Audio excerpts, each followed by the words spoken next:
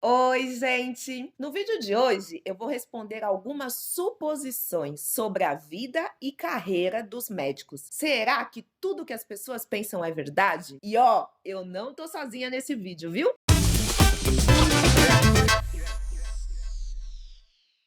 Olá! O vídeo de hoje é uma adaptação da tag Suposições sobre mim. Eu fui lá no meu Twitter, que aliás, se você não me segue, já corre lá no @Thelminha e me siga.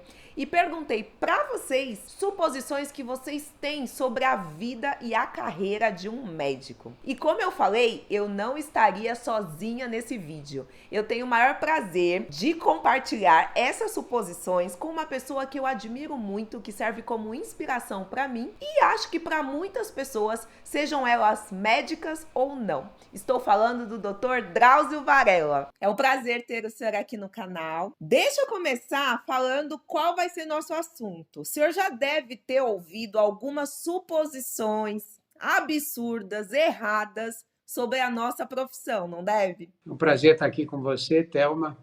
Já ouvi falar muitas vezes.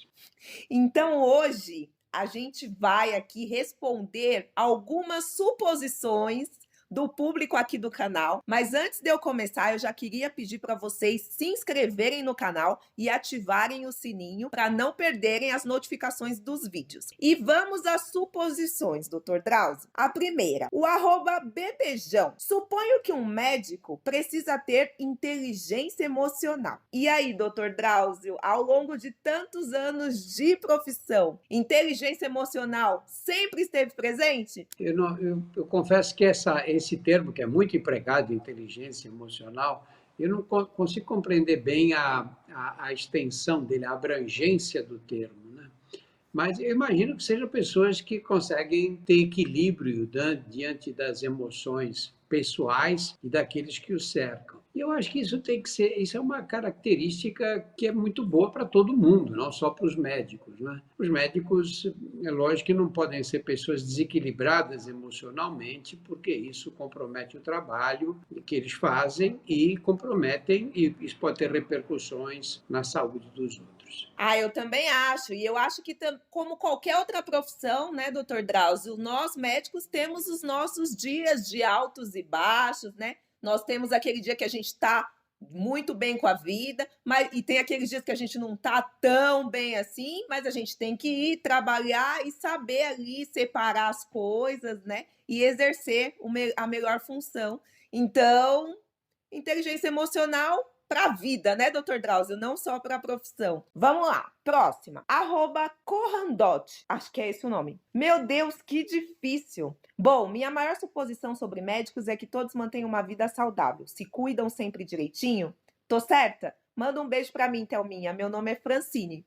Beijos, Francine. E aí, doutor Drauzio, o senhor acha que médico se cuida sempre direitinho? Não, acho que os médicos se cuidam muito mal. Os médicos trabalham muito, dão plantões noturnos, não dormem direito, se alimentam mal. Muito difícil encontrar um médico que tenha horário para almoçar, para jantar. A gente está trabalhando naquela correria, come a hora que dá, para a hora que é possível, dorme quando tem chance de dormir, especialmente os médicos que dão plantões nos hospitais, nos grandes hospitais. A vida dos médicos não é fácil, não. E sobra pouco tempo para cuidar da própria saúde. E eu já tive colega que, inclusive, falou que perdeu a necessidade de alugar um apartamento, porque a casa dele era o próprio carro, porque ele ficava ali se locomovendo de um hospital a outro.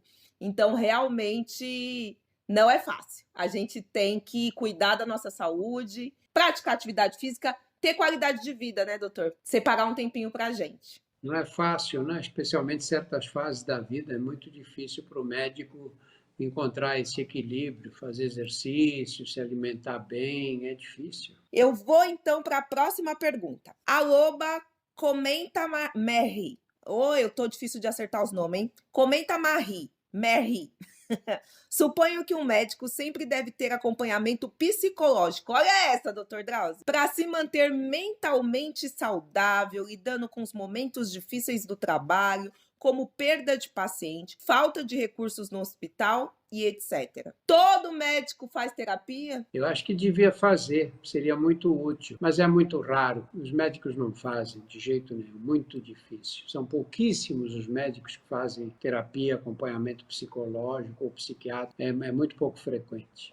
Eu acho que falta a gente olhar um pouco pra gente, né? Eu mesmo, em 8 anos, como médica, eu nunca fiz terapia. Agora que eu tô me conscientizando da necessidade, porque terapia a gente tem que fazer como um todo, assim, né? Não só quando a gente precisa, ou quando a gente se sente mal, ou quando a gente se sente triste, né? A gente tem que fazer em todos os momentos da vida, é um acompanhamento muito importante. Então agora eu tô aderindo à terapia, mas confesso que também durante 8 anos não fiz e é muito importante mesmo. Vou pra próxima, gente. Taituita, gente. Oh, meu Deus, hoje tá difícil os nomes, hein? Suponho que você tenha pegado alguma mania de limpeza por causa do hospital. Manda beijo. Beijos, Taituita. Tem mania de limpeza, doutor Drauzio? Não, eu não tenho. Eu procuro ser racional, não é? Lógico que eu tomo cuidado. Você tem um vírus que se transmite pela superfície, se transmite pelo ambiente em que você se encontra, se estiver próximo de outra pessoa. Eu tomo os cuidados básicos, né? Eu procuro lavar com álcool, com água e sabão, as maçanetas das portas, sempre que alguém entra em casa. E os cuidados básicos, quando chega, eu encomendo alguma coisa, eu jogo álcool e jogo rapidamente fora o invólucro de plástico, depois lavo bem a mão, uso máscara quando me locomovo no prédio, eu não estou saindo na rua, tomo esses cuidados básicos. Mas não dá para enlouquecer também, você ficar passando álcool, água e sabão em tudo que chega perto de você, porque nem tem sentido. Eu também. Durante a pandemia, lógico, né? Aumentei um pouquinho mais a precaução com a higiene, mas também sem nenhuma neurose, sem nada assim que fuja do normal. E antes, como anestesista, não é mania de limpeza, mas é porque a gente fica ali, coloca a luva, troca a luva. Então, lavava a mão, sei lá, eu já tinha o hábito de lavar a mão umas 20 vezes por dia. Cada procedimento ali, lava a mão, não tinha unha que durasse. Manicure, uns 3, 4 dias já não tinha, perdia todo o trabalho da manicure, porque eu lavava a mão direto. Mas porque ali o procedimento exige. Então, agora com a pandemia, meio que eu já fazia isso, sabe? Já lavava bastante a mão antes. @atreta. Suponho que você já chorou quando algum paciente não se recuperou ou faleceu. Dr. Drauzio é oncologista, já deve ter perdido muitos pacientes aí ao longo da sua carreira. Como foi, Dr. Drauzio? Você não pode tirar uma conclusão de uma experiência que você viveu inúmeras vezes na vida, né? Faz parte da carreira dos médicos, especialmente dos médicos de algumas especialidades. A oncologia é uma delas. Não posso nem dizer como foi, porque isso marcou a minha vida toda, não só a carreira como médico, né? A minha também, gente. O meu primeiro paciente que eu perdi foi na residência médica e eu lembro que eu fiquei bem chateada, chorei bastante, assim, de imediato. Mas depois é algo que você acaba, como se entrasse para sua rotina de vida ali, rotina de trabalho, né? Na verdade, a gente se preocupa muito, acho que com o pré, né, doutor Drauzio, de tentar sempre prestar ali o máximo de qualidade para o paciente, mas acaba que a gente não chora mais, né? Não se desestabiliza emocionalmente a ponto de chorar a cada paciente, até mesmo porque a gente continua ali prestando atendimento para os outros, né? Às vezes ali numa rotina de plantão, você acaba entrando ali num automatismo que você acaba se acostumando com isso. Mas não que não nos deixe impactados, sim, impacta, mexe com a gente, mas acaba se tornando comum na nossa profissão.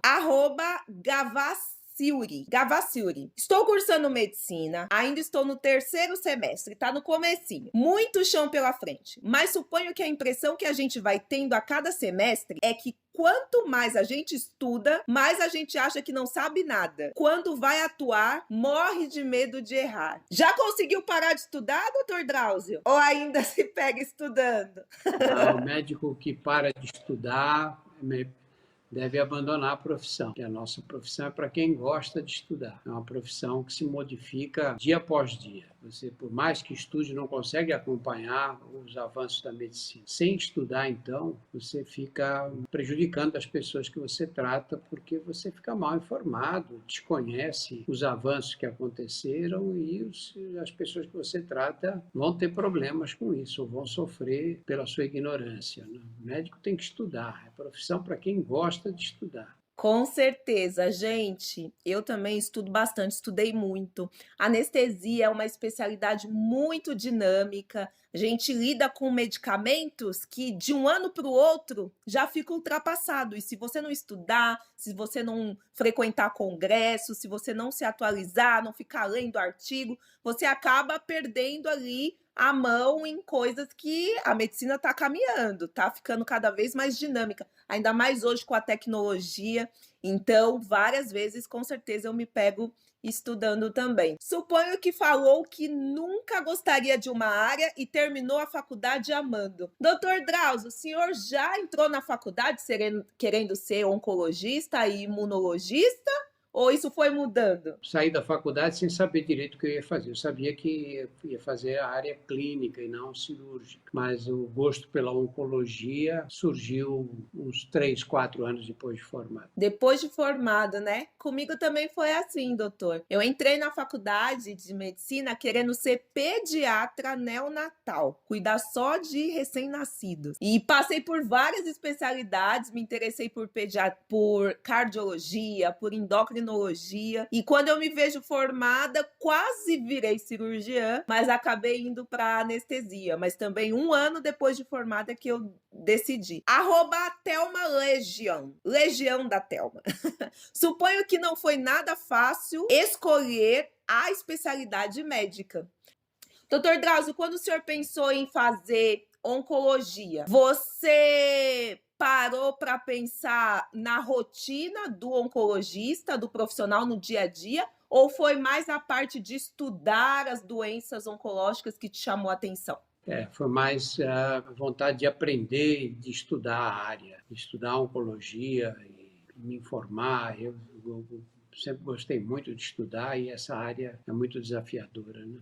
Eu, como anestesista, como eu disse, escolhi 1 ano depois que eu tinha me formado, porque a anestesia é uma especialidade que você tem que saber um pouquinho de cada livrinho da medicina, desde bebezinho até idoso, desde cardiologia até neurologia. A gente sempre tem que ter um conhecimento geral para poder anestesiar tudo que chega para procedimento cirúrgico. Então foi isso que me chamou a curiosidade na anestesia. O @Dave Wesley pergunta: suponho que todo médico cirurgião é rico. E aí, doutor, todo médico é rico? Você está enganado, meu filho. Está muito enganado. Essa falsa impressão de que médico é rico. Médico trabalha muito, né, doutor Drauzio, para conseguir aí alcançar seus objetivos, assim, não é fácil, né? É uma rotina que você tem um retorno financeiro, mas às custas de muito trabalho. Olha, foi ótimo, eu quero muito agradecer a participação, ter essa troca para as pessoas, assim, quebrarem alguns tabus sobre a medicina. Muito obrigada pela sua participação aqui no canal, doutor Drauzio. Eu que agradeço, Thelma. Muito obrigado para as pessoas que estão inscritas no seu canal. Tchau. Um beijo. E aí, acertaram as suposições? Gente, a profissão de médico é uma profissão que exige muita dedicação, como todas as outras, e espero que vocês tenham aí acertado as suposições. Algumas sim, outras não. Gostaram do vídeo? Deixem aqui nos comentários e a gente se vê na próxima semana. Beijo!